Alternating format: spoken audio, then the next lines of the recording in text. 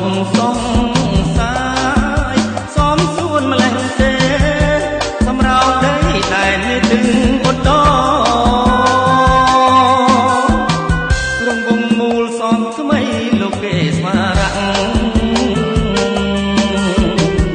ចោសំរះទាំងស្វាគុំទាំងសញ្ចោសួនមាត់បឹងស្នោជួយរំលេចពណ៌ធម្មជាតិស្រស់ល្អផ្ការីងស្គុំស្គាយផ្លូវបៃតងលួងឈូសឆាយសង់ថ្មីប្រជាប្រុសស្រី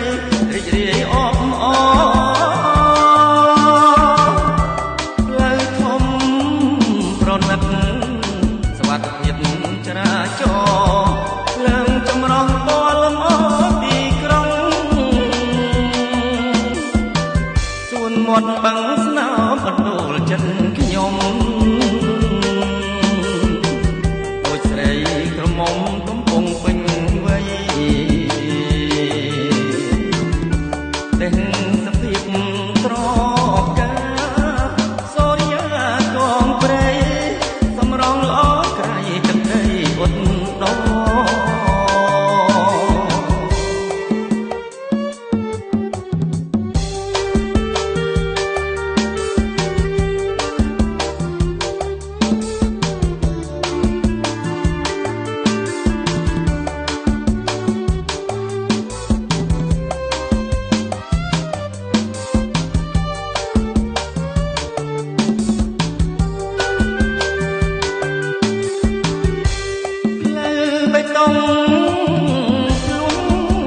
ឈូសឆាយសង់ថ្មី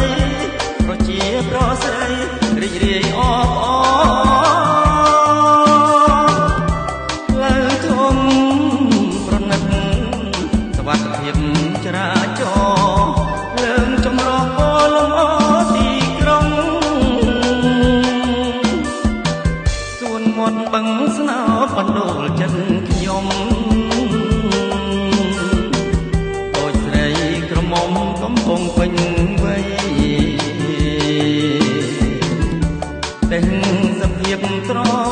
កាសូរិយាកងព្រៃសម្រងល្អក្រៃទឹកដី